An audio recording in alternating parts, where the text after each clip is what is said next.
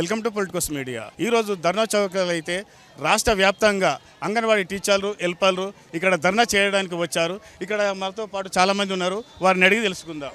అన్ని అంగన్వాడీలలో మౌలిక సదుపాయాలు ఉన్నాయా? చాలా వరకు తక్కువనే సార్. మౌలిక సదుపాయాలు ఎక్కువ లేవు. ఉన్న దగ్గర ఒక టీచరు, ఒక 25 మంది పిల్లలతో హెల్పర్ కూడా లేదు. అట్లాంటి సెంటర్స్ కూడా ఉన్నాయి. వాటి వేకెన్సీ కూడా ప్లేస్ చేయట్లేదు. అంగన్వాడీ మౌలికంగా మంచిగా ఉన్నాయని చెప్తున్నారు. అది ఎంతవరకు కరెక్ట్ కాదు. అదొకటి. మాకు కరెక్ట్ టైంకి జీతాలు వస్తే మేము ఇక్కడ దాకా రాము. మాకు అన్ని సదుపాయాలు కరెక్ట్గా ఉంటే మేము ఎందుకు వస్తాం ఇక్కడికి? అవి ప్రాబ్లమ్స్ ఉన్నాయి కాబట్టి మేము ఇక్కడ దాకా వచ్చినాం. ఇక్కడికి వచ్చినా మమ్మల్ని ఒక దగ్గర కూర్చొని చేయట్లేదు, నిలవట్లేదు. ఇక్కడ దగ్గర ఉన్న కానీ దూర దూర ప్రాంతాలకించి వస్తున్నారు అందరూ. చనిపోయిన వాళ్ళకి మట్టి ఖర్చులు అంటున్నారు. మాకున్న టెన్షన్లకు టక్కున బీపీలు షుగర్లు పెంచి టక్క ఎగిరిపోతున్నారు. చాలామంది చనిపోతున్నారు. మొన్న డీసెంట్గా ఒక టీచర్ చనిపోయారు ఒక్కరోజుకి. మాకు ఒక లీవ్లు ఉండవు, ఏముండవు. చాలా ప్రాబ్లమ్స్ ఉన్నాయి. మేము పిల్లలతో 20 మందితో మేనేజ్ చేయాలి, ప్లస్ ఆన్లైన్ వర్క్ కూడా చేయాలి. ఆన్లైన్ వర్క్ కూడా ఎట్లా ఉంటుందంటే ఇప్పుడు కావాలి, 100% కావాలి అంతే. ఇటు పిల్లలు ఉండరు. ఇప్పుడు ఇక్కడ ఉన్న టీచర్లు, ఈ టీచర్కి ఆయమ్మ లేదు, నాకు లేదు. 25 మంది పిల్లలకి చాలామందికి ఆయమ్మ లేదు. ఆ వేకెంట్ ప్లేస్ చేస్తే కొంచెం మా వర్క్ టెన్షన్ తగ్గిపోతుంది. ఇద్దరు చేసే పనిని ఒక్కరం చేస్తున్నాం అంటే అవి కాకుండా ఇంకా మాకు బిఎల్ఓ కూడా, అది కూడా ఖచ్చితంగా చేయాల్సిందే. అది కలెక్టర్ ఆర్డరే, ఇది కలెక్టర్ ఆర్డరే. ఒక్క మనిషి ఎన్ని రోల్స్ ప్లే చేస్తాం? మేము కూడా మనుషులమే కదా, సామాన్య మనుషులమే. ఇన్ని ప్లే చేసుకుంటూ కూడా మేము వర్క్ చేస్తున్నాం. మాకు తగిన జీతాన్ని, గౌరవ వేతం వద్దు, తగిన జీతం మాకు ఇవ్వమని మేము కోరుతున్నాం ప్రభుత్వంతో. Thank you sir. మీరు ఒక కార్మికుల గుర్తించి ఈఎస్ఐ పిఎఫ్ ఇవ్వాలని, రిటైర్మెంట్ బెనిఫిట్స్ ఇవ్వాలని. పిఎఫ్ మాకు ఎలాంటివి లేవు. రిటైర్మెంట్ బెనిఫిట్ ఇప్పుడు శాంక్షన్ అయింది. అది ఈ మధ్యనే శాంక్షన్ అయింది. ఈఎఫ్పిఎఫ్ కనీసం ఉండాలి. ఏ జాబ్ ఎక్కినా 10,000 ఇచ్చినా ఈఎఫ్పిఎఫ్ ఉంటుంది. ఇంత ఏండ్ల సని చేస్తున్నాం, మాకు ఈఎఫ్ లేదు, పిఎఫ్ లేదు. అట్లా అనారోగ్యంగా ఉన్నప్పుడు మేము వెళ్ళాలంటే వేలు పెట్టాలి. ఫ్రీ గవర్నమెంట్ పోవాలంటే కూడా మాకు గవర్నమెంట్కి వెళ్ళి చూసుకున్నంత ఆరోగ్య పరీక్షలు చేసుకోనికి కూడా మాకు లేదు పరిస్థితి. ఇక్కడికి వస్తేనేమో మమ్మల్ని మనుషుల్లాగా పశువుల్లాగా గొర్ర గుంజుకుపోయి వేయడము మాకు కూడా ఇష్టం లేదు. మేము ఇళ్ళలోనే కూర్చొని మేము వర్క్ చేద్దాం అనుకున్నాం. మమ్మల్ని రోడ్ మీదకి ఈడ్చేదే ప్రభుత్వం. ఈడ్చినందుకే మేము ఇక్కడ దాకా వచ్చినాం. దూరంకి వెళ్ళి వస్తున్నాం. అవసరమా? మా ఆరోగ్యాలు బాగలేవు. ఇక ముసలోళ్ళు, వాళ్ళ ఏజ్ ఎంత ఉంది, వాళ్ళకు కూడా ఇంట్లో పరిస్థితులు బాగలేవు. అట్లాంటప్పుడు మాకు రావాలని అవసరమా? స్కూల్ అట్లా ఉంది మా పరిస్థితి. అందుగురించే మేము ఇక్కడికి వచ్చినాం. Thank you. నా పేరు మునిషా అండి. నేను 15 ఇయర్స్ నుంచి వర్క్ చేస్తున్నాను. మాకు ఎటువంటి బెనిఫిట్స్ లేవు. రిటైర్మెంట్ కానీ, ఒకవేళ డ్యూటీలో ఉండి చనిపోతే కానీ. రీసెంట్లీ మా టీచర్ చనిపోయారు. ఆమె 30 ఇయర్స్ వర్క్ చేసి చనిపోయారు. కానీ ₹1 డిపార్ట్మెంట్ నుంచి రాలేదు. మాకు రాత్రనక పగలనక 2 యాప్స్ పెట్టి చాలా వర్క్స్ చేపిస్తారు. కానీ మాకు ఏం ఉపయోగం? ఇంత 24 అవర్స్ డ్యూటీ చేసినప్పుడు ఒక ఉమెన్స్ అయ్యండి మాకు ఈఎస్ఐ లేదు, పిఎఫ్ లేదు, ఎటువంటి సౌకర్యాలు లేవు. తర్వాత ఇందులో ఉండి తిను మా ఆయమ్మగా పనిచేస్తారు, వికలాంగురాలు. తనకి పెన్షన్ కట్ చేస్తారు. గవర్నమెంట్ నుంచి వచ్చే మా దగ్గర ఇచ్చే ఆ 7,800 జీతం గురించి గవర్నమెంట్ ఇచ్చే 3,500 పెన్షన్ కట్ చేశారు. ఇలా చేయడం వల్ల తనకి ఎంత శాలరీ వస్తుందండి? 3,000 కోసం పని చేయాల్సి వస్తుంది. ఇలా ఉండడం. తర్వాత టీచర్లకు భర్త చనిపోయినా, తర్వాత ఎటువంటి ప్రాబ్లమ్స్, హ్యాండిక్యాప్డ్స్ ఉన్నా సరే ఎవరికి ఎటువంటి పెన్షన్స్ లేవు. మాలో రిటైర్ అయిన వాళ్ళు కూడా పెన్షన్స్ లేవు. రిటైర్మెంట్ బెనిఫిట్స్ కూడా వచ్చినాయి అన్నారు, జీవో పాస్ అయిందన్నారు, కానీ ఇప్పటివరకు ఎటువంటి బెనిఫిట్స్ ఇవ్వలేదు. ఇలా మాకు చాలా, ఒక ఈఎస్ఐ లేదు, పిఎఫ్ లేదు. ఒక ఇళ్లలో పని చేసుకునే వాళ్ళు నెలకు 30-40 వేలు జీతం సంపాదిస్తున్నారు. 24 అవర్స్ వాళ్ళకి టెన్షన్ ఉండదు. ఓన్లీ మార్నింగ్ వెళ్తారు, ఆఫ్టర్నూన్ వరకు వచ్చేస్తారు, హ్యాపీగా ఉంటారు. మాకు నిరంతరం మేము హెల్దీగా ఈ జాబ్లోకి వచ్చి డిగ్రీలు చదివి, పీజీలు చదివి వచ్చి ఎప్పటికైనా ఫ్యూచర్ ఉంటుందని మేము అనుకున్నాం. కానీ ఎప్పటికీ ఫ్యూచర్ లేదు. మానేసి వెళ్ళలేము వెనక్కి. నిరంతరం ఏదో ఒక యాప్స్ చేస్తూ ఉంటారు, టార్చర్ పెడుతూ ఉంటారు మాకు వర్క్ విషయంలో. కానీ ఒక ఈఎస్ఐ లేని మా దగ్గర డంపింగ్ యార్డ్లో పనిచేసే వాళ్ళకు కూడా 20,000 జీతము, ఈఎస్ఐ పిఎఫ్ ఉంది. కానీ మాకు ఎటువంటిది లేదు. ఇలాంటి ఒక ఆమెను చూసైనా సరే ఇంత ఆలోచన లేదు. ఆమె 30 ఇయర్స్ జాబ్ చేసి చనిపోతే ఒక డిపార్ట్మెంట్ నుంచి ఏమీ రాలేదు, ₹1.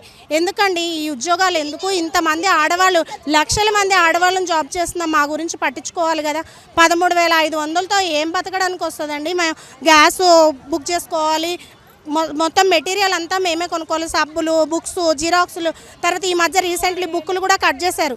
బుక్స్ కట్ చేసినంత మాత్రాన మేము బుక్లో వాళ్ళ సంతకాలు పెట్టించుకోలేదనుకోండి, రేపు వచ్చి మాకు మీరు ఫుడ్ ఇవ్వలేదని అంటారు. అందుకని మేము మళ్ళీ ప్రింటెడ్ రిజిస్టర్లు తయారు చేసుకొని వేలకు ఖర్చు పెట్టి మేము మళ్ళీ అవన్నీ మెయింటైన్ చేయాల్సి వస్తుంది. ఆన్లైన్ మెయింటైన్ చేయాల్సి వస్తుంది, ఆఫ్లైన్ చేయాల్సి వస్తుంది. ఇలా మాకు చాలా సమస్యలు ఉన్నాయి. మాకు ఖచ్చితంగా శాలరీస్ పెంచాలి, ఈఎస్ఐ పిఎఫ్ ఇవ్వాలి, రిటైర్మెంట్ బెనిఫిట్స్ ఇవ్వాలి, తర్వాత రిటైర్ అయిన వాళ్ళకి మంచి బెనిఫిట్ ఇవ్వాలి, పెన్షన్ సదుపాయం ఇవ్వాలి. ఇలా హ్యాండిక్యాప్డ్ ఉన్న వాళ్ళకు కూడా వాళ్ళ గవర్నమెంట్ ఇచ్చే పెన్షన్స్ కూడా వాళ్ళకి ఇవ్వాలి. భర్త లేని వాళ్ళకు కూడా ఇవ్వాలి. జాబ్లో ఉండి చనిపోయిన టీచర్లకు ఆయమ్మలకు మంచి బెనిఫిట్ ఇవ్వాలి. ఇవన్నీ ఇవ్వాలని వినయపూర్వకంగా కోరుకుంటున్నాను. Thank you so much. ఇప్పుడు అంగన్వాడీలను స్కూళ్ళల్లో విలీనం చేస్తామంటున్నారు. దీనివల్ల అంగన్వాడీలకు ఏమైనా సమస్యలు ఎదురవుతాయా? సమస్యలు చాలా ఎదురవుతాయి. విలీనం చేస్తే ఇప్పుడు ఏమవుతుందంటే ప్రాబ్లం, ఇప్పుడు మేము ఉన్న సెంటర్లోనే మేము ఉన్నాం కదా, అక్కడ మేము అందరికీ చదువును విద్యను అందిస్తున్నాము. అలాంటప్పుడు మాకే అదే స్కేల్ ఇచ్చేసి అదే శాలరీస్ ఇచ్చి మమ్మల్ని అదే స్కూల్లోనే మేము పిల్లల్ని డెవలప్మెంట్ చేస్తున్నాం కదా. ఒక సెంటర్కి వచ్చేసి 30-40 చిల్డ్రన్స్ ఉంటున్నారు. అక్కడ ఉన్నా ఇక్కడ ఉన్నా మాకు ఓన్ బిల్డింగ్స్ ఉన్నాయి. మాకు కావాల్సిన సదుపాయాలు అన్నీ సమకూర్చి మాకు ఇక్కడనే అంగన్వాడీ సెంటర్లోనే మాకు గవర్నమెంట్కి ఇచ్చే శాలరీస్ మాకు ఇచ్చేస్తే మేము అదే ఇప్పుడు ఇవ్వకున్నా కూడా అదే మేము అందిస్తున్నాము, పిల్లలకు విద్యను అందిస్తున్నాము. అది మాకు అక్కడ విలీనం చేయడం ఎందుకు? మమ్మల్ని ఇక్కడనే మా సెంటర్స్లోనే మమ్మల్ని ఇచ్చినప్పుడు మాకు ట్రైనింగ్స్ ఇస్తున్నారు. అన్ని విధాలుగా ట్రైనింగ్స్ ఇచ్చినప్పుడు మేము అన్ని సదుపాయాలు వాళ్ళ పిల్లలకు అందిస్తున్నాము. అందిస్తున్న విధంగానే వాళ్ళు మాకు విలీనం చేయడం ఎందుకు? మమ్మల్ని ఇక్కడనే ఉంచేసి మాకు శాలరీస్ ఇవ్వాలని మేము ఇప్పుడు ఫైట్ చేయడానికి కూడా అదే శాలరీస్ పెంచుతామని చెప్పేసి ప్రభుత్వం వచ్చే ముందే మాకు అన్నీ వాళ్ళు మేనిఫెస్టోలో పెట్టారు 18,000 అని చెప్పేసి. ఇంతవరకు కనీసం అంటే ఒక్క రూపాయి కూడా పెంచింది లేదు. మామూలుగా ఇప్పుడు కట్టింగ్సే ఉన్నాయి. ఒకవేళ తక్కువ బెనిఫిషియర్స్ ఎక్కడైనా పిల్లలు తక్కువ ఉన్నా కూడా వాళ్ళని క్లబ్ చేయడం జరుగుతుంది. ఎందుకు? మేము ఇస్తున్నాం కదా, కావాల్సిన సపోర్టింగ్ ఇస్తున్నాము, ట్రైనింగ్స్ వెళ్తున్నాము. ప్రతి ఒక్క జాబ్స్కి ప్రతిదీ ఎక్కడ ఏ వర్క్ కావాలంటే గ్రౌండ్ లెవెల్లో అంగన్వాడీ టీచరే కావాలి. ప్రతి రిపోర్టింగ్ పైకి వెళ్ళాలి అంటే అంగన్వాడీ టీచర్ రిపోర్టే కావాలి. కానీ ఒకవేళ మేము లేకుండా ఏ డిపార్ట్మెంట్ని మాలాంటి వర్క్ చేయమనండి చూస్తాము. మాలాంటి వర్క్ చేయమని చెప్పండి. అప్పుడు అవును మేము చేసిన తప్పే అని మేము కూడా ఆలోచిస్తాం కదా. ప్రతి ఒక్క వర్క్కు అంగన్వాడీ టీచర్ కావాలి. శాలరీస్ ఇవ్వడానికి అంగన్వాడీ టీచర్ వద్దు, అవసరం లేదా మరి? అందుకే మేము వీటన్నిటికీ ఇప్పుడు మేము కొట్లాడుతున్నాము. అవును, ఏ అమ్మాయినా అడగకుండా పెట్టదు కదా. ఈరోజు మేము ధర్నాకు వస్తున్నప్పుడు భయం ఎందుకు? మేము వచ్చి పోరాడుతున్నాం కదా. మమ్మల్ని ఎక్కడికక్కడ అరెస్ట్ చేయడం ఎందుకు? అంత భయం అవసరం ఎందుకు? మాకున్న వాళ్ళకు మేము ప్రతి ఒక్క రిపోర్ట్ అక్కడికి మీటింగ్స్కి వెళ్తే గ్రౌండ్ లెవెల్లో అంగన్వాడీ టీచర్ సపోర్ట్ లేకుండా మేము ఏమి చేయలేమంటారు. కానీ అంగన్వాడీ టీచర్ అన్నం తినదా? వద్దా? తనకు ఫ్యామిలీ ఉండదా? కుటుంబం ఉండదా? వాళ్ళకి శాలరీస్ ఉండవు. ఇప్పుడు అందరికీ పని చేయకపోయినా ప్రతి ప్రభుత్వాలకు 1వ తారీఖు జీతం వచ్చేస్తుంది. కానీ అంగన్వాడీ టీచర్కు జీతాలు రావు. మనకి ఎగ్జాంపుల్గా మన కుటుంబంలో ఒక ఫ్యామిలీ వచ్చిర్రు అనుకోండి, ఎగ్జాంపుల్ మన నలుగురు కుటుంబం కాకుండా ఒక మెంబర్ ఎక్స్ట్రాగా వస్తే మన ఖర్చు ఆలోచిస్తామా లేదా? కానీ అంగన్వాడీ సెంటర్లో బడ్జెట్ లేకపోయినా ఆ టీచరు 10 మంది రాని తల్లులకు అన్నం పెట్టి మరి పంపిస్తుంది.